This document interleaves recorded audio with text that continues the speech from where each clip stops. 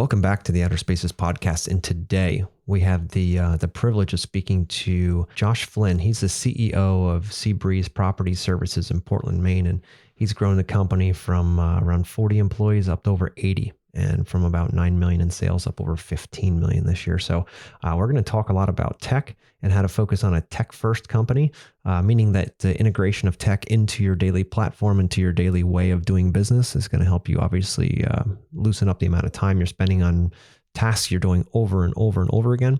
And it's going to help you focus on growing the business and not just necessarily doing the thing. So take a listen to this episode. There's lots of great nuggets in there, and I hope they help you on your journey. Hello, and welcome to Outer Spaces, a podcast dedicated to empowering designers and contractors in the outdoor living space. Through this show, I hope to create a powerful resource for you, someone who is trying to grow their company but might not have all the tools and processes to do so. On Outer Spaces, we're passionate about breaking the chains of small mindsets and helping contractors just like you take control of their businesses and their lives.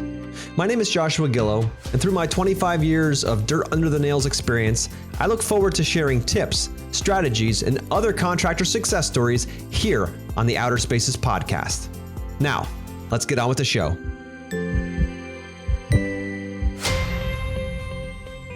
Hello, everybody, and welcome back to the Outer Spaces podcast, sponsored by Yes Express, where we teach you how to get more yeses with less stress.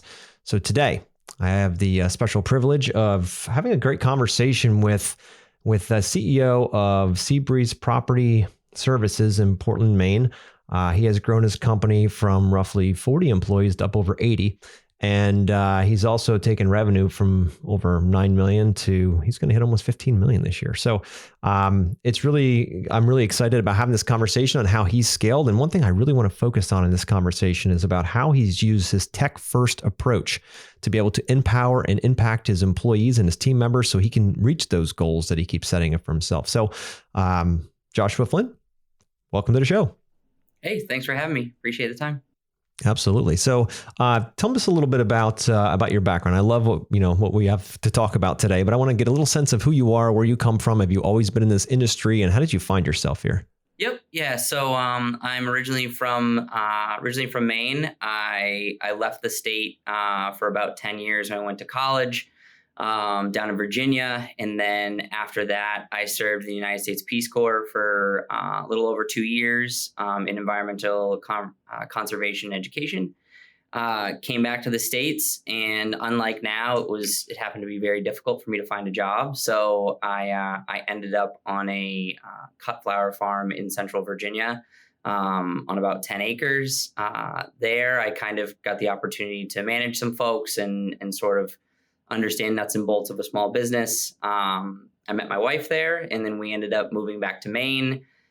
Did a couple of small jobs trying to kind of like get established, buy a house, do all that kind of stuff. I ended up working for a smaller landscaping company in my hometown. After about one summer with them, it kind of became apparent that they didn't really have enough work for me, and I was just working in the field. So Seabreeze had a posting for an account manager. I ended up being hired, but just as a field supervisor. This was in October of 2016. And then after the company had just been acquired by a private equity company, and we're transitioning ownership to a new leadership scheme that next spring. And when the new CEO took over, that's when I kind of moved up into management. And then over the past 6 years, I've been able to kind of gradually climb throughout the company. And I've been either co-president or CEO now for Seabreeze for about 4 years. That's awesome. That's really, really cool. So how was it in those early times when you went from cut flower farm into the Seabreeze world? And like, how did you have to grow to become that person that now can be a CEO of a company that's going to, gross this kind of revenue? Yeah. So I definitely had, I had some technical skills on like the horticulture side and could at least like speak a little bit of that language. But when it came to like managing employees and sort of working with customers and things like that, there was a lot of on-the-job training. I tried to latch on to some of the folks who'd been at the company for 10 plus years and just really understand how they did their job. There were a couple account managers when I started, and I just tried to learn as much from them as possible. And then, to understand and learn like the technical parts of the job and sort of all the things that the field employees were responsible for. I worked with them in the field as much as possible. I spent a lot of Saturdays with them, basically of the mindset of, hey, I'm asking you guys to work overtime for the team. Like, let me show up and you guys can teach me, what the proper way to mow a lawn is, or how Seabreeze does things, or how to sweep a parking lot, or different things like that. And then just built kind of a, camaraderie and respect from there. And then I was able to kind of, build systems and processes for all of those folks to kind of succeed, whether it was initially with my team of, 10 to 15 folks. And then, gradually as I moved up and being responsible for more and more, just sort of tweaking and extrapolating those things to larger groups of folks. And then, just keeping everybody involved in the processes as we went along. Because they were the ones doing the work out in the field. They're the ones who work with the customers. They have the most hands-on experience. So I just, over the past few years, have tried to create a place where they can kind of, have support and just do their jobs because they know how to do them and do them well. Mm-hmm. And then just really like be there when they needed me. Got it. That's awesome. So tell me now that you are, CEO of the company, what does your day look like? Like, what do you do as the person running the show? Like, what does that look like for you? Sure. So I try to get here sort of first thing in the morning during the initial rollout. We have a safety check sort of process where every truck kind of stops and go through the trailer, and they get a snack and some water and how you doing during the morning from their managers. So I like to be down there just to kind of like check in on folks. Get to talk to the field employees and see if there's anything going on. And then sort of how I start my mornings, I have, various different systems, whether it's our ERP system or CRM or, our financials, and kind of go through sort of the heartbeat of the company and sort of understand what everybody else's day is looking like, how we're doing, if we're on track for, budget for the month, customer interactions, things like that. And then depending on the day, it could be check-ins with, direct reports. I try to schedule those for about an hour for all of those folks each week. I try to get out to sites as much as possible during the week if we're working on particular projects that, large construction projects, or we just finished up at a particular maintenance contract, whatever it might be, just to be out and about, not only to check in with the crews and see how they're doing, but just check in on the work and kind of make sure that I'm staying current with everything that we're doing. So we operate in a pretty wide span of the state at 3 different branches. There's just a lot of different things going on. So I like to stay informed. And then again, sometimes I'm doing customer presentations. I might be getting the opportunity to do like a podcast or something like that. Mm-hmm. But really just trying to like find the next thing for the next 6 months or the year, or whatever we're going to need to work on in the future. I do a fair amount of forecasting and budgeting and planning. So I get all the real-time data each day, and then I can kind of start to see what we're going to need to work on before we roll into the next season, stuff like that. That makes perfect sense. And how have you found the most effective way to become that person that can do this kind of thing? Because I can imagine on the cut flower farm, or when you started out, this wasn't part of your world, right? This was a very different life. And now you had to evolve into this role, right? And become the person that could look at the financials and understand and extrapolate and think about forecasting and what are we going to do next? Like, what are the next obstacles coming up that'll slow the company down? As the leader, you need to be very cognizant of them and figure out how to clean them out before your entire team gets there, right? You got to be way ahead of the pack. So my question for you is, how did you become that person that could lead a team like this? Sure. A lot of learning from mistakes, because, I didn't have a ton of experience when I started, and, there's only so many hours you can put into things at the moment before you kind of have to go through a few cycles to sort of, I guess, figure out what you don't know. I've had a ton of support and help from our parent company, who have helped coach me like throughout the process. And things are always coming up, whether it's personnel issues or, equipment issues or vendor stuff, or just the random things that can kind of, the fires, so to speak, that need to be put out. But for me, like personally, like I've tried to, especially over the last couple of years, get involved with other like trade organizations. So I'm the vice president of the Maine Landscape and Nurserymen's Association. So I get to sort of interface with those folks all the time, people who've been running companies for 20, 30 years. Through a family business organization in the state, I've been able to do like CEO dinners and different forums and things like that. Mm-hmm. So it's really just like for me, it's like a continuing education of like, I'm certainly not, I haven't been doing this for 30, 40 years. Like I definitely don't know everything. So I'm always trying to like seek out and find folks who have experience, who've, been through the daily grind of a small business, and whether it's landscaping or some other industry. I try to read as much as I can. I can't say I'm like a voracious reader, but whether it's one of the business classics or something else that's coming up, I try to just stay current. I've done some leadership courses through the university system or different organizations throughout the state. So it's really like, that's some stuff that I've been able to work on in the evenings, a few times a month, 3-5 times a month, something like that. Just to try to stay sharp and keep building. And just, when you go to a 3-hour seminar or something like that, you're probably not going to come away with like, groundbreaking material, but there's always one or two little things that you can kind of integrate into the business, just to get that, 0.25% better on whatever you're trying to accomplish. No, I love that. And I heard it from someone who I highly respect years ago. And they said, when you read a book or you go to a seminar or something, your goal isn't to, try to take 50 things away from it. If you do, that's great. But the reality is, if you can get one nugget that'll change something substantial within your business or your life, it's a win. Right. And there's oftentimes I'll be reading a book and I'll be like, oh my goodness, this is just so boring, like, or whatever. And like reading through it, I'm like, just hold on for that nugget. And all of a sudden I get there and I'm like, wow, like this changes everything. And then I'm like, all right, we're good.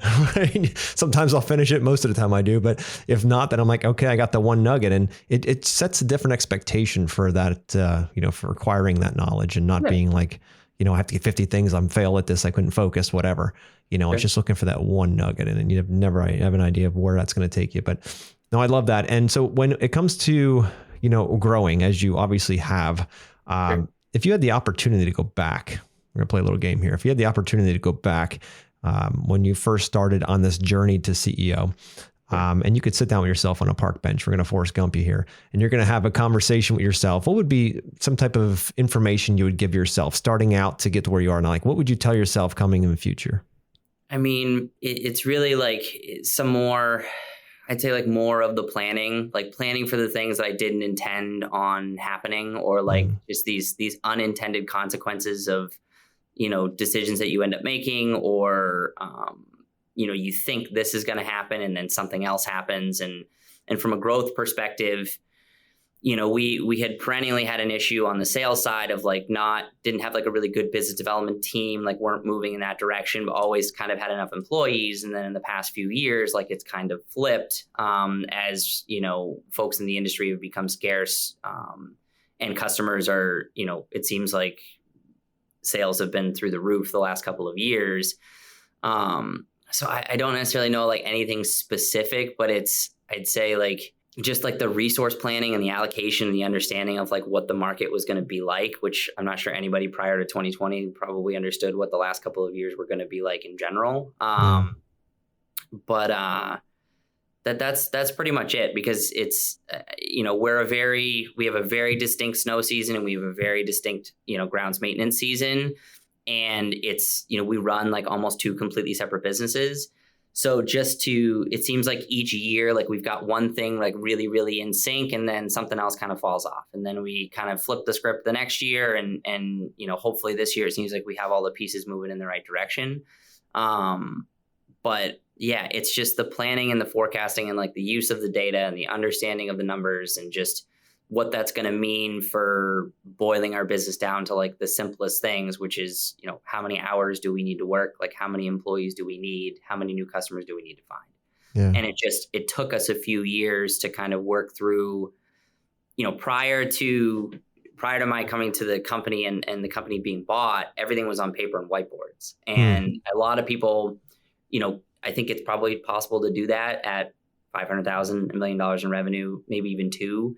But the prior owners were doing that at 8.5 million. And when we started, we didn't have any information. There was very little written down. Everything was done on Word documents. There was no like sales pipeline. There was no real like CRM. It was nothing. So we've just been building that over the last few years. And it's really now like in this grounds maintenance season, really flowing into the snow season, where we have a really, really good understanding of the numbers and like what we're able to produce and production rates and things like that.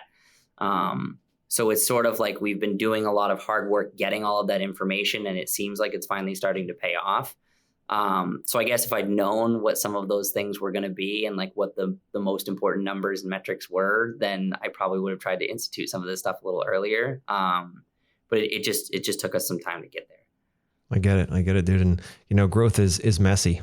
Anybody that's out there growing and is out there pushing through all the walls and obstacles you hit, and not just from a employee standpoint or a vehicle standpoint or even client standpoint, but the growth of the entire team to be able to handle more work and handle more of everything, right? So I'd love to segue into talking about your focus on tech first, right? To how you can automate and create systems for that. I know so many I talk to daily in this industry, there are the whiteboard and the on the scratch pad, all the information, everything lives on some handwritten draw or note somewhere, right? That's how I used to do it, at least, right? And I realized that when we first started 25 years ago, that wasn't going to be a good way because no one else can touch it. And if I lose it, then I'm kind of screwed, right? It's not very efficient. So anyway, with that being the case, I started jumping into tech as well, but I'd love to hear your journey of taking that whiteboard, Word document business and having it transfer into the 21st century with a tech first approach. So could you take us step by step on how you made that transition, if you don't mind sharing some of the different platforms you're using and how they've solved these problems for you? Of course. So when I started as an account manager and was basically handed like a stack of, maintenance contracts and was, basically like execute this, all they had on them was like a number for how much the service cost. And when I was sending crews out, I was like, man, I'm not even really sure I can build a schedule because I don't know how many hours are estimated. I don't know what any of this stuff is supposed to take. So I started just with my little section of the company of, tracking employees' times on particular tasks, on a day-to-day basis that first summer that I was in account management, because I just didn't know. I didn't know what to tell anybody. I couldn't even tell a customer like, hey, like this is, I think, how long it's going to take. And you're just like working in the dark. And I definitely didn't know whether our team was profitable or what services were profitable. I know that everybody on the estimating side was like estimating like different labor rates, and it just kind of was like all over the place. So our parent company is very tech first and like very supportive of like the new initiative. So we ended up starting onboarding with Aspire, which is our current platform. In November, I think I started the process in November of 2017, and they kind of asked me at that point. I was in like a senior operations role, and they were just like, "This is your project. Bring the company from what we're doing now onboard onto this system. It's November now. Our expectation is that by next grounds maintenance season, we'll be up and running and everything will be ready to go." So I spent most of that winter, still doing all the other stuff, but then building out, like taking our contracts, uploading them into the system, getting all of our employees, taking what of a CRM we had on Excel spreadsheets and stuff and getting everything in. That process took me the full like 5 months with a little bit of help from the team, but I very much wanted everybody to continue to stay focused on what they were doing because the winter can be very hectic, and was just like, listen, like I can get this built, like I can handle this. So then we went ready to roll it out. We'd been telling the field employees that we were getting ready to do something different. And then there wasn't like hey, we're going to kind of do paper and electronic for a little while and see how this goes. Basically at the beginning of the grounds maintenance season, we rolled out, tablets to all of our employees and was like, here's what we're going to do. And it was a little bit of a shock. And some folks in the field weren't super pleased about it, even though it's less work than them, because at the end of the day, your supervisors would normally have to go and fill out timesheets where they were, all this other kind of stuff. But the system just gives you a schedule. You just punch in and punch out all day. It's fairly simple. And that first summer was a little rough. just getting everybody used to the technology. Whenever you set things up in a system like that with a company of our size, like inherently 6 months down the road, you're going to be like, shoot, like I should have done that differently. So each season I'd go in and kind of, ask the rest of the team, like, hey, what do we need to change? What do we need? What's going to work better? What information do we not need? What information do we need to start gathering? And we tweak it year after year after year, because the system runs very differently from the grounds maintenance to the snow maintenance season. And over the last 4 years, like I could not at this point like imagine a world without it. If we didn't have the system, I anticipate we would probably need at least 5 to 6 more overhead staff, just for the cost of goods sold maintenance on like the receipt side and the job costing, the invoicing that it does, that's virtually automatic. The templates and the estimating and all the building that gets done, they don't have to do what we did when we started, where it's like, hey, type in the customer's information, all that other kind of stuff. You're just building everything and everything kind of flows into it automatically. And then from an estimating standpoint, it's like, if the inputs, as in like the hours and the amount of materials, like it marks everything up. It gives you the pricing, everybody's consistent pricing. There's an approval process. So I approve the majority of estimates that go out just to make sure that everything looks right, that nobody's kind of going off the rails just to sell a job.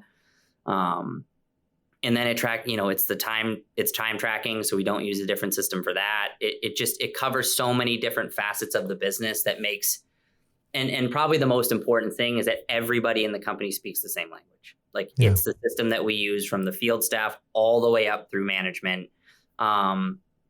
Sales and estimating, you can kind of see the direct result of their work when it gets translated to the field crew, when they're told how much time they have to do a particular task or how much in materials. So it creates a good dialogue between sales and operations because all the information's there. And, it's led to, less like finger pointing and arguing about, well, that's unrealistic or this and that, whatever.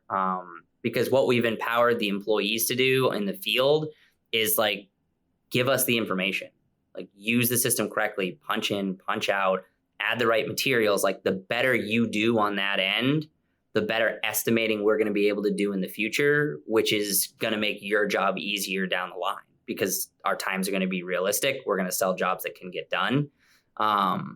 So I think everybody kind of understands their responsibility and how important the system maintenance is. We've layered on HubSpot for all initial deal flow coming into the company. We get a lot of inbound calls. We don't do a ton of marketing. We're certainly the largest vendor in our area and have been around for 27, 28 years. So, the leads are difficult to follow and we don't want to lose track of anything. And we take a lot of pride in that, no matter what customer calls, they're at least going to get to talk to a person. Because what we continually hear in the industry is like, oh yeah, I've called 6 people and like nobody calls me back. Like That doesn't happen with us. Yeah.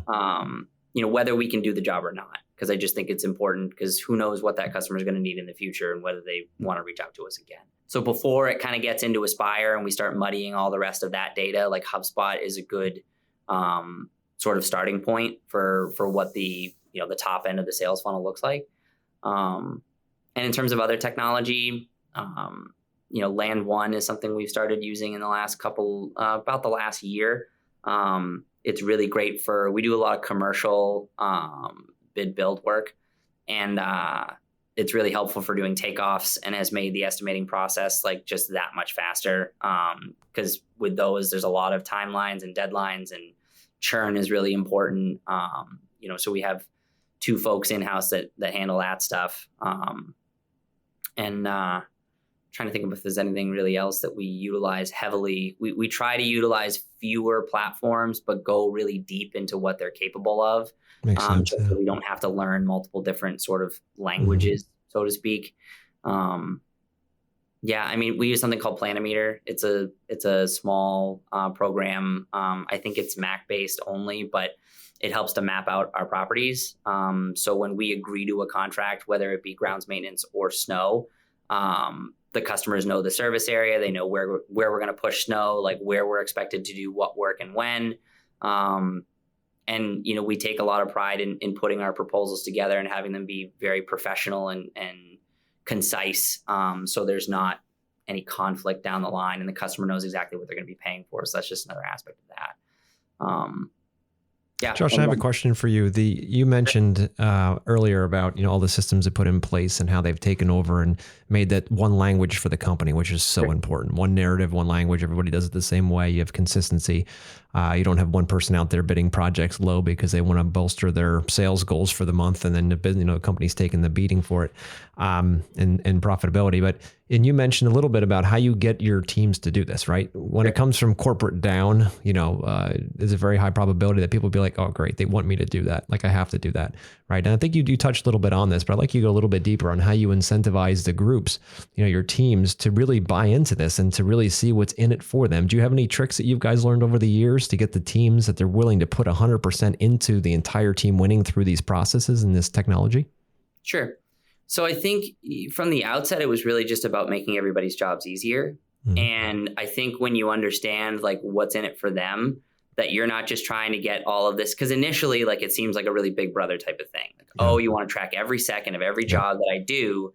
So like I said before, like with the field staff, it's like, no, like we need this information to determine, not necessarily whether the crews are doing a poor job, but like what does real look like? Like what are we capable of? Mm-hmm. And then there's outliers. Like you can tell when somebody's going slower than somebody else, and you need to work operationally on efficiency and things like that.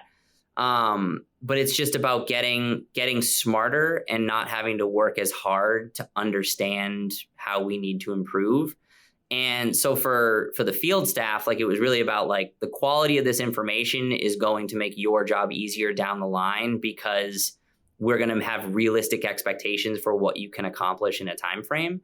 From a management staff, it hasn't really needed much explanation, because the folks who were used to having to do everything by hand, now the system does almost everything automatically. They bought into like those processes fairly easily and quickly. But I think one of the more important things is like we're a fairly like transparent company when it comes to financials. So each month I will do an hour long like Zoom conference with everybody who's in management. And then a couple of folks who kind of split field and management duties as well. So when we go through like something like the P&L or like our free cash flow or like anything like that, it's tough to, if they don't have like full buy-in into the rest of the system. What we've been trying to do is create like where the translation is. Like, oh, when you do this out in the field, like this is what you see in Aspire. And then like, this is how it translates to our financials and how we end up becoming successful. Mm-hmm. And there's incentives and bonuses, regarding company performance. And for field guys, like there's a little bit of an incentive monetarily for like Aspire maintenance and how good they are at managing the system, because it's just our data is so incredibly important.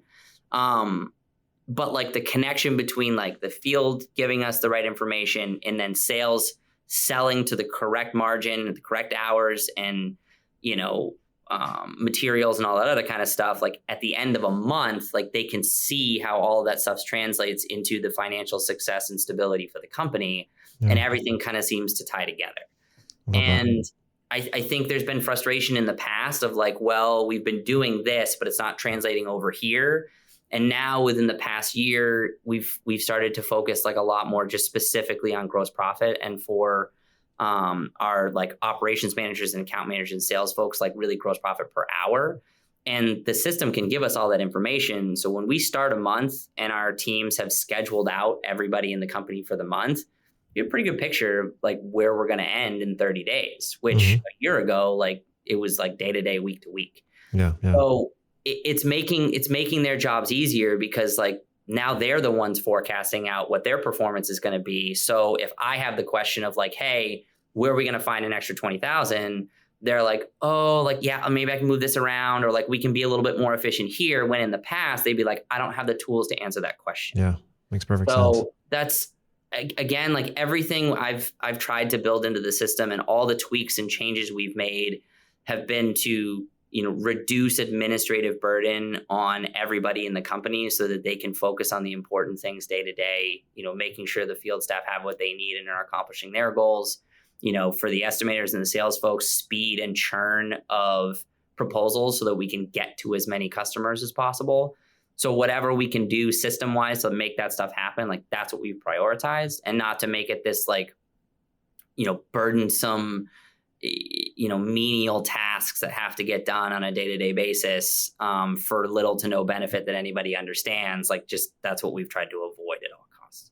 And that makes perfect sense. And, as a field person, it's very frustrating when the office or the man dictates down, 71 hours to do this project. And they're like, well, how the hell is that going to happen? Like, there's no way. I don't know what they're thinking in the high castle. Like, you can do this. This isn't real. Every project's unique. Every project's custom. How do you possibly start getting, production rates from that? How can you give me that time that I have to work with to do this project? Mm-hmm. And to your point, when you have the team invested and they see like, all right, well, if you think it's going to take 81 hours instead of 71, then I need to know that, right? So we need to have these projects categorized and constantly watch so that when we bid another one very similar to it, we'll know, okay, well, the last one took us 81 hours. Let's give them 81 hours. That's what they need, right? Or how can we be more efficient? So for the buy-in, you already said it, what's in it for me is what they're thinking. Well, what's in it for them is in the future, they get the opportunity to be part of that conversation by giving the information as they move through in real time. Mm-hmm. Right. So that's the important part. I know when I first started out in business, it was like, all right, well, every project's so different. What's the point of even,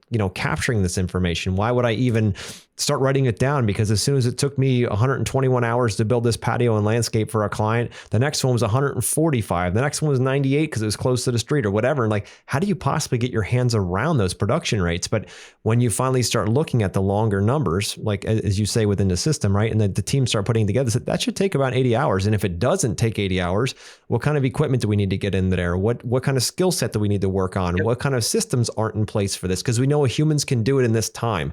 So now it's not just individualized where it just happens to be a really good leader on that team that can get it done fast. It becomes company wide because now each has the same skill set and equipment and all that's needed for it. And then with confidence that it can be done in that time frame. And then the team realizes it can be done and they make it happen. Right? When they have a goal, a time, they're like, well, I can do that. And then there's a little thing called competition, right? You throw that in there, especially with guys, and we're like, you're damn straight I can get that done in that time. I'm going to bring it in 71 hours instead of 81.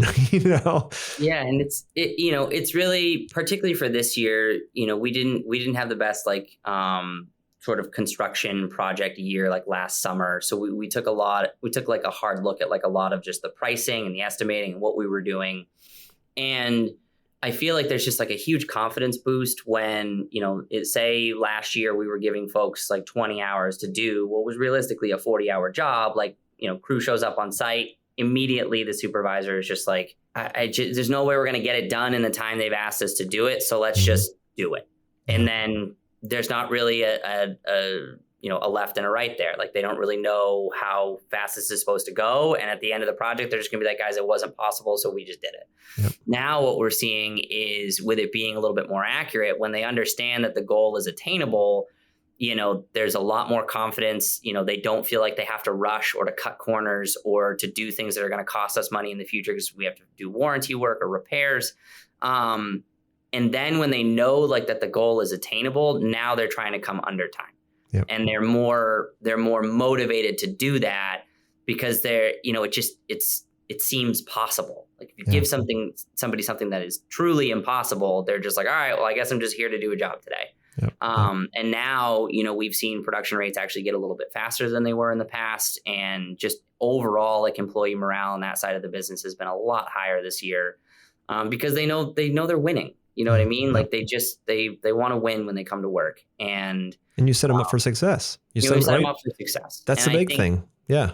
It's Aspire is a bit of a kind of like an estimating weapon for us. And it's helped particularly in the past year or so with, labor rates changing all the time. I mean, material rates changing all the time where now we can just make a few tweaks in the system. Now we have a better idea to forecast out like what is, we never used to price very well for like a project that was next year. And now it's like, no. Now we have a good idea what's going to happen. Like let's set different labor rates. We can price things a year or 2 years out. And we're just smarter about all these processes because we have the information how it's affected us like the last couple of years. It makes perfect sense, dude. It makes perfect sense. Back to, what we were just talking about when it came to like running the first sub 4 minute mile, right? When Roger Bannister ran the first one, and then he's like, oh, it was impossible. It's impossible. He did it. And next thing you know, within a year, there was a ton of people that ran a sub 4 minute mile because somebody showed that it was possible. Sure. They're like, oh my God, it's not impossible. I can actually do this. Well, if he can do it, I can do it. It's the same thing will happen in the organization when they start seeing a project that's, like you'd mentioned, a 40-hour project. Like, I can bring that thing in 30. Watch me. Right. And next thing you know, it happens. But once they see it's possible, that's a bigger thing. But Josh, it's been a great conversation. I've really enjoyed this. And I hope the listeners have picked up so many of the awesome nuggets that you've dropped here with keeping technology first and thinking about, all right, well, instead of those whiteboards and those, those notepads, taking notes or trying your hardest to just put stuff in QuickBooks, it's to start processing and start planning these things out. I know that's been a huge part of our success here at Master Plan has been, with creating processes and systems and going through every single step and figuring out who's in charge of it and getting all that set and then trying to automate as much as possible. So you're not doing medial tasks every day and you're just, the machine tells you what to do. And then you can focus on growth. You can focus on working on your business and not in it as much and all that kind of stuff. But so many of these things have been created in technology now where you don't have to keep doing them the old fashioned way. And I know it takes a little bit of learning, but winter's coming. Right? Sit down and say, look, I'm going to take on one task this year. I want to get everything up. The simplest thing is just getting things in the QuickBooks, right? There's QuickBooks Online you can use. You can get into Aspire or LMN or these, hook up a Wesel where it's synced up and start looking at this and focus on something. As long as you can get one thing really dialed in this winter, it would be a success. And next year you add to it. And the following year you add to it. You don't have to take the entire thing at one time. It's like eating an elephant. It's one bite at a time. So why not focus on something? Maybe it's your sales process. Maybe you'd like to spend less time on going out to leads that aren't turning into actual clients and spend more time focusing on building your business. So there's systems and processes already pre-built for that. So the question is, what are you going to do with your time this winter? And so that next year can be easier and you can grow more. Now, as we finish up here, Josh, I'd like to hear from your perspective. As you grow, do things get easier or they get different? I mean, it's like, I guess some things get easier because through delegation and like growing the organization and putting more people, giving other people ownership in certain systems and processes. Like, I think you don't have to do some of the things that you did as you're kind of like growing your business and everything felt like it was on your shoulders and you're just doing everything. Like if you're setting it up and you understand your organizational chart and you're giving people responsibility and then coaching them through that process, like that's some of those things get easier.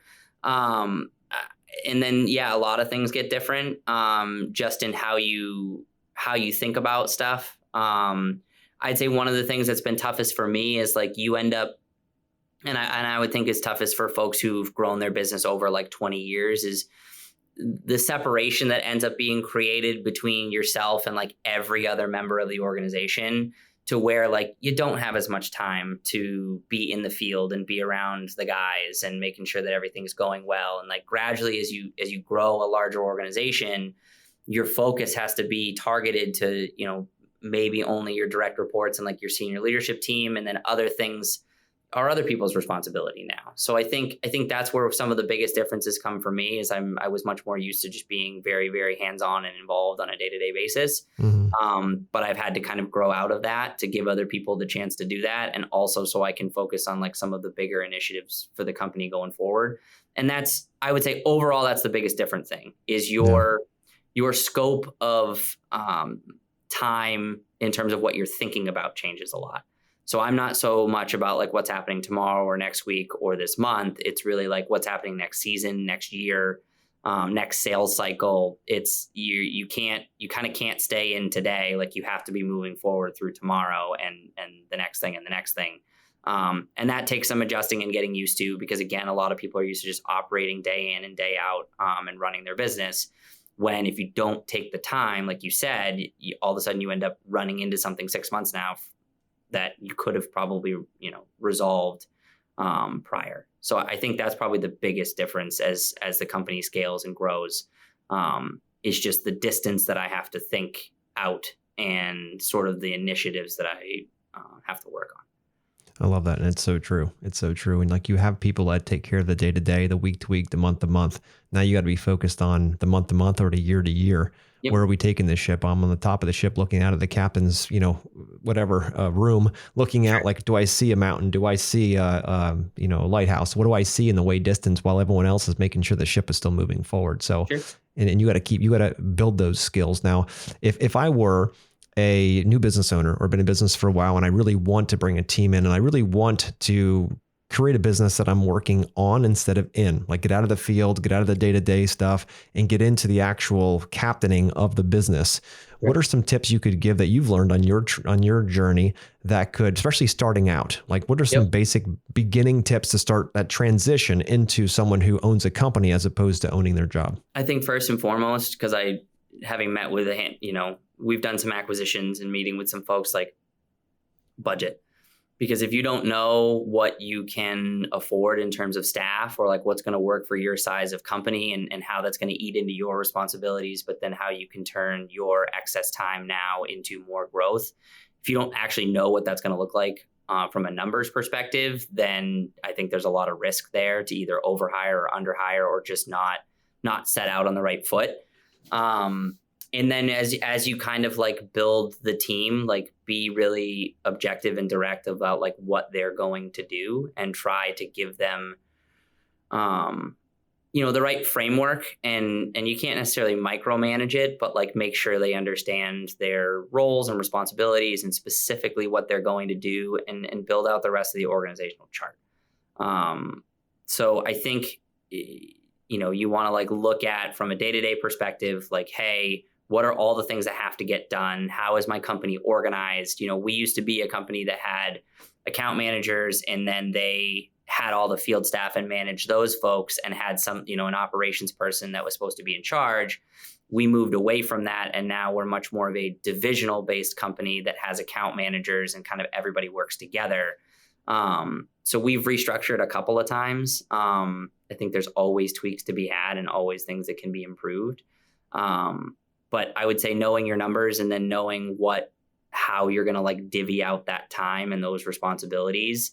And then supporting those people and letting them do it.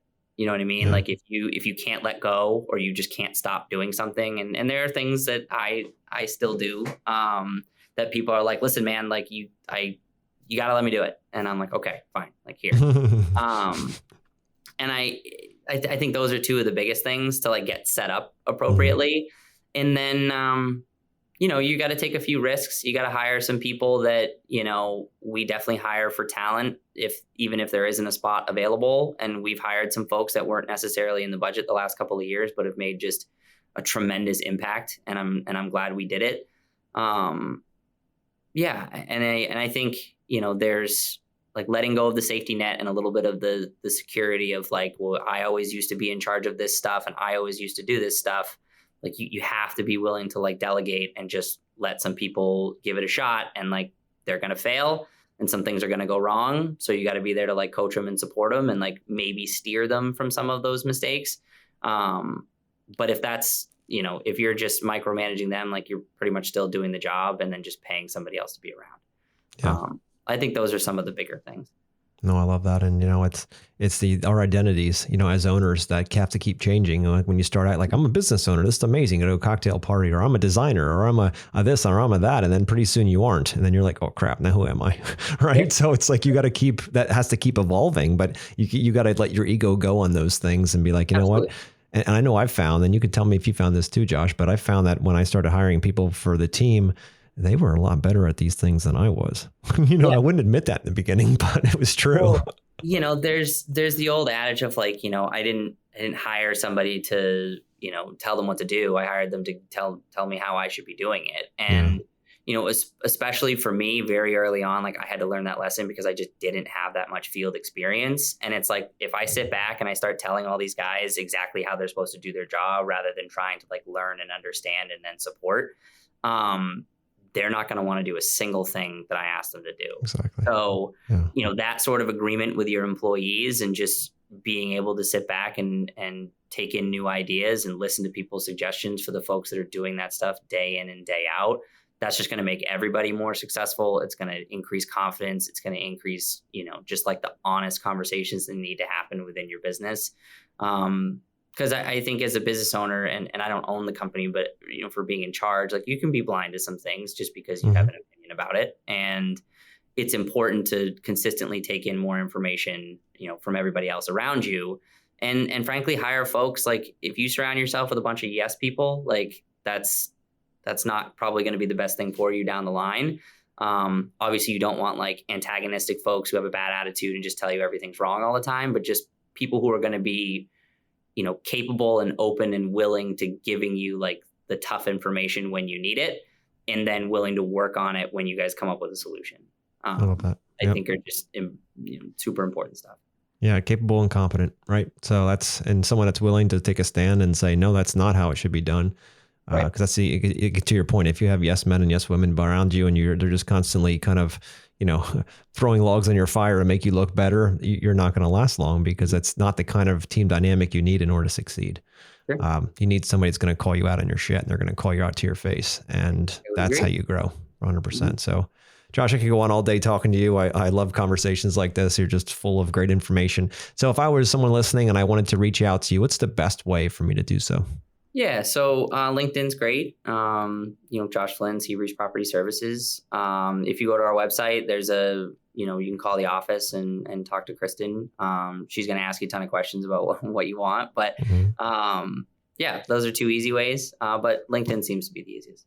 I appreciate it, Josh. So guys and girls out there listening, if you're not integrating technology into your business to simplify your processes and systems and make sure that each and every time they can be done consistently, so you can give that same amazing experience to each and every client and not have to just get lucky sometimes and take care of things the right way. And then, the neighbor calls up and then they get a completely different experience from you. Get in the tech, Josh said about Aspire. There's a tons of others out there. The goal here is to be able to release your mind from having to think about all the little daily things that are done over and over and over again, and focus more on working on your business. So take a look at some of these platforms you mentioned. Josh, thanks a lot for coming on today. And it's our goal to impact and empower as many in our industry as we possibly can. So if you found value in this episode, please reach out and share it on social media. It's going to help get more and more people the information they need so they can be successful too. So thanks for listening, and we'll see you next week.